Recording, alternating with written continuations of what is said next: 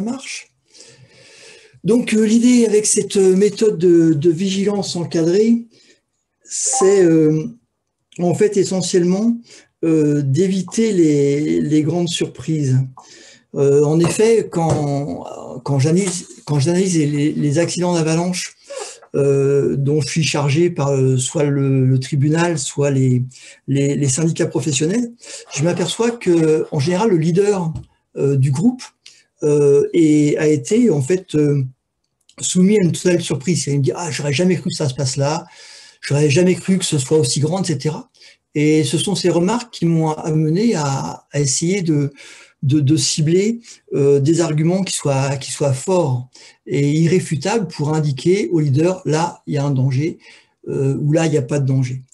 Et en fait, par rapport à la question qui a été posée sur les facteurs humains, je sais pertinemment que, en fait, quand on est face à un projet, le choix, en fait, a déjà été fait par l'inconscient. Et ce choix ayant déjà été fait par l'inconscient, j'ai imaginé qu'il fallait des arguments forts, irréfutables, pour en fait pouvoir arriver à une décision claire. Donc l'histoire, c'est ça. Face à la dictature des facteurs humains, comment se débrouiller pour ne plus pouvoir dire j'aurais pas imaginé, j'étais pas au courant, etc. Donc l'idée, comme on le voit sur la présentation là, c'est de partir de ces 6 paramètres sur lesquels on va revenir tout à l'heure, avalanche, 30 degrés, indice de risque, etc. Et petit à petit, de se diriger vers cette méthode de vigilance encadrée, ce cheminement vers une bonne prise de décision, comme l'a montré Fred tout à l'heure. Donc c'est ça qui va guider cet exposé. Donc, si on revient sur ces paramètres, en fait, là, il s'agit... ces paramètres peuvent être pris dans n'importe quel ordre, n'importe quel sens. Là, il se trouve que ça tombe comme ça parce que nous, on habite en montagne et qu'effectivement, conformément à ce que disait le chercheur et prévisionniste, surtout Bruce Stramper aux États-Unis, le meilleur signe de danger d'avalanche, ce sont les avalanches. Donc, l'origine de la avalanche, c'est aussi ça. C'est-à-dire que, comme le meilleur signe de danger d'avalanche, ce sont les avalanches, on a imaginé que quand on est au courant des accidents qui se sont produits, on les intègre à notre réflexion, mais notre inconscient est aussi touché. Donc, on a d'autant plus de chances d'en tenir compte. Et donc, effectivement, dans l'avalanche observée, il y a les avalanches récentes, surtout, mais il y a aussi les avalanches du passé, notamment à travers ces cartes de localisation des phénomènes d'avalanche qu'on trouve maintenant sur Géoportail. Et donc, si on revient sur les paramètres les plus simples, donc après ces avalanches observées, il y a ce seuil de 30 degrés, donc je sais que la question a été posée. Aujourd'hui, c'est parfaitement clair, sauf vraiment exception, avalanche de neige extrêmement mouillée, etc. Sauf exception, les vraies avalanches, je ne parle pas d'effondrement local, je parle vraiment d'avalanche. Il faut, pour qu'une plaque démarre, qu'il y ait au moins une section à plus de 30 degrés dans la pente. Et aujourd'hui, c'est pareil, on ne peut pas se dire « je ne pouvais pas savoir », etc. Lors de la phase de préparation, on a Géoportail, sur le terrain, on a Iphigénie, effectivement, ou FatMat, ou un tas d'applications comme ça sur téléphone. Il y a la mesure directe au clinomètre, au bâton, etc. Et puis alors, là, je risque un peu d'en choquer certains, je sais, mais si j'évoque l'indice de risque, et seulement l'indice de risque, j'ai eu l'impertinence de l'illustrer par une boîte noire. Alors, en effet, Météo France utilise des matrices extrêmement précises pour déterminer l'indice de risque, mais néanmoins, pour un même massif, avec limitrophe de deux départements, il n'est pas rare qu'on ait un indice de risque différent d'un département à l'autre pour le même indice. Et puis, indice de risque, il n'y a pas que Météo France qui en produit, il y a aussi les individus qui, sur la base de méthodes, sur la base d'enseignement, disent là je suis en risque 2, là je suis en risque 3, etc. Et dans ce cas-là, même si c'est argumenté, on a un peu l'avalanche, on a un peu cette histoire de boîte noire.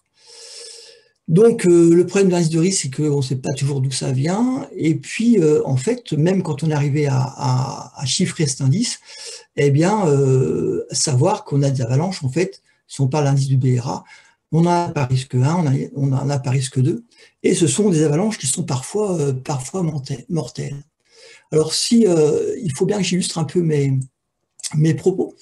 Donc, si je vais ici sur le data avalanche, et que je regarde la base de données, ici, si j'explore la base de données, je souhaite explorer la base de données, voilà. Et alors, j'ai choisi de venir en 2018-2019, et puis avec notre base de données, on peut chercher ici des avalanches par risque faible. Donc, sur cette année-là, 2018-2019, on a eu quand même 11 avalanches recensées par risque 1, et sur ces 11 avalanches, eh bien, il y en a une qui a été mortelle, et pour avoir été sur place, donc je ne faillis pas à ma mission d'expert judiciaire sur cette présentation, puisque n'importe qui pouvait voir ce que je vous montre ce soir, hein, il n'y a pas de secret d'enquête. Donc c'était une vraie plaque, une vraie avalanche, avec un gros dépôt, et malheureusement, une personne est décédée dans cette avalanche. Mais si j'évoque celle-ci ce soir, c'est parce que, en fait, je dirais, grâce à la prise en compte d'autres paramètres, le leader du groupe a en fait énormément limité les conséquences de l'avalanche, puisque malheureusement, c'est dramatique, il y a eu un mort, mais il y aurait pu en avoir 5 ou 6 si le leader n'avait pas tout fait pour limiter le risque. Sur ces 6 paramètres, bien sûr, hein, tout ça, c'est simple, c'est du bon sens. Comme disait Fred, c'est lié à l'expertise, mais c'est aussi en fait induit par ce que j'avais trouvé à l'époque quand j'ai fait ma thèse de doctorat sur le mécanisme de déclenchement des avalanches. Les paramètres, notamment de surcharge nouvelle, étaient très clairement sortis du lot. Donc ces histoires de conditions météo, surcharge nouvelle, on l'a parce qu'on voit par sa fenêtre, mais aussi par les stations automatiques de plus en plus nombreuses, notamment celle du département de la Savoie, qui mesure à la fois l'épaisseur de neige sur une bosse, mais aussi à l'abri du vent, ce qui donne quelque chose de très précieux pour nous. Évidemment, on ne va pas passer sous silence les effets du réchauffement, avec fonte ou sans fonte. Et puis, voilà, nous voilà arrivés alors à ce qui tombe comme être le dernier paramètre ici, qui est l'effet des couches fragiles. Malheureusement, c'est le plus dur à approcher, sinon par les tests au niveau logique qu'on est en train de développer, notamment grâce à Fred, notamment grâce aux outils qu'il développe, et pour le réseau Romance qu'on est en train de mettre en place avec les guides d'haute montagne chargés de faire des observations qui vont servir et aux guides en interne, je dirais, et à Météo France. Donc voilà un petit peu ces paramètres qu'on retrouve ici, hein, sous forme d'un autocollant d'ailleurs qu'on avait fait. Et ces 6 paramètres, c'est ce qui doit nous aider à nous situer dans le bon mode de vigilance pour arriver à ces solutions très concrètes qui sont les choix multiples, si on est détendu, l'évitement du danger, si on est méfiant, qu'on a repéré le danger sur la base de ces paramètres, ou éventuellement dire qu'ici, il y a un danger qu'on veut ou pas affronter. Là, on se pose la question de la réduction du risque, et éventuellement, si le risque ne peut pas être réduit, à ce moment-là, on s'orientera vers le changement de projet. Donc, voilà un peu la trame de ce que sont les modes de vigilance qui ont été montrés par Fred tout à l'heure et sur lesquels je reviens un petit peu. Peut-être en dynamique avec ce que nous a montré Fred. Et puis, comme ça fonctionne bien, je l'espère, voilà, donc on revoit ce qu'il nous a montré, c'est-à-dire qu'on peut avoir une réflexion à la maison refuge, on peut avoir une réflexion, il faut avoir une réflexion pendant l'approche. Et puis, ce qui est peut-être un peu singulier dans cette méthode de vigilance encadrée, c'est-à-dire qu'on va très concrètement sur le terrain, où là aussi, on a une phase d'analyse et de décision importante. C'est-à-dire que dans cette méthode de vigilance, on distingue bien cette phase de détection du danger sur la base des 6 paramètres, et puis d'analyse qui va choisir d'éviter le danger ou de réduire le risque, et puis cette phase de décision. Pour moi, c'est extrêmement important parce que quand on voit après accident, il y a plusieurs types de causes, et évidemment, une cause d'accident est parfois la non-détection d'un paramètre à prendre en compte, type couche fragile. Personne pensait qu'elle existait, elle existe, et c'est toute la combe sur 300 mètres de large qui est partie, parce qu'il y a couche fragile. Et puis l'autre fois, au contraire, le leader qui a l'accident avait parfaitement identifié, parfaitement détecté les indicateurs de danger, mais n'a pas su décider notamment de changer de projet. Alors, un exemple, tu vois, si on considère comme aujourd'hui qu'on doit être méfiant, eh bien, il y a deux solutions. Soit on évite le danger, comme on l'a fait avec Greg aujourd'hui à la montée, soit on dit non, c'est vraiment trop bon par ces sections-là à 2007-2008 en versant ombragé, une poudre tout à fait excellente. Non, on n'évite pas le danger, il y a des sections à 30 degrés, mais on y va quand même.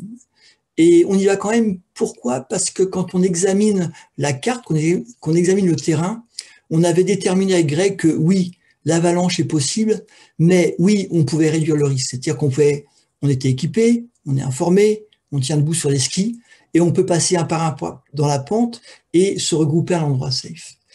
Et en revanche, nous ne sommes pas allés dans d'autres secteurs parce que d'autres secteurs, non. Non, là, c'est trop vaste. Et là où voilà, on a fait le choix de fréquenter des pentes très attirantes dans lesquelles on pouvait réduire le risque de façon raisonnable. Et on a renoncé à des pentes dans lesquelles on n'aurait pas pu réduire le risque. On a identifié des pentes très clairement où si on s'engage, si l'avalanche part, on a emporté tous les deux et l'issue dramatique. Et du coup, on s'est orienté vers cette option changement de projet lié à une situation qu'on trouvait hasardeuse, et ce changement de projet, comme c'est souvent le cas, eh bien, amène à des situations où on peut soit réduire le risque, soit carrément éviter le danger. Et c'est vraiment ce qu'on recommande pour ces jours-ci, où on a une situation spécialement quand même tendue, avec des couches fragiles très très bien marquées et potentiellement très dangereuses. Donc le moins de 30 degrés, c'est ce paramètre ici, est quelque chose qui doit être majeur dans nos prises de décision. Alain, il y a le temps qui court. Eh bien voilà, Sarah, j'avais promis de m'interrompre et je suis à 12 minutes déjà et on revient sur cette page du cristal et j'attends les questions. Voilà, à vous. Hyper, merci Alain. Une petite nature du terrain. Émilie, tu as des questions? Oui, je vous entendais la dire. En effet, il y a une question qui est sur est-ce que la nature du terrain aurait son importance? Alors, bien évidemment, la nature du terrain a son importance, à commencer par la pente. C'est-à-dire qu'on ne veut pas se noyer. L'essentiel, le premier paramètre à regarder et qu'on peut trouver facilement, c'est l'inclinaison de la pente. Est-ce qu'on est à plus de 30 degrés ou est-ce qu'on est à moins de 30 degrés? C'est un des paramètres de la pente. Et puis l'autre paramètre du terrain, évidemment, c'est l'enjeu, c'est l'aggravation des conséquences d'un accident, parce qu'en dessous il y a une falaise, parce qu'en dessous il y a un ruisseau, etc. Donc bien sûr le terrain est très important. C'est pour ça que les Américains disent quand le problème c'est la neige, la solution c'est le terrain, bien évidemment. Bien évidemment. Je crois que la question était aussi, Alain, dans le sens, est-ce que c'est de l'herbe ou des rochers au sol? Est-ce que ça intervient? Voilà. Oui, Marco, tu m'as compris entre les mots. Voilà, tu sais que la question me tient à cœur. Si on parle de terrain en termes de nature du terrain, alors la réponse est très très simple. L'énorme majorité des avalanches partent neige sur neige. C'est-à-dire que le terrain n'a que très peu d'influence directe sur les métamorphoses, etc. Donc, cette nature du terrain va jouer sur les avalanches de fond qui, en fait, concernent peu les randonneurs dans la mesure où elles sont toujours spontanées. En revanche, on sait que la plupart des avalanches qui tuent ou qui blessent sont déclenchées par le passage du skieur.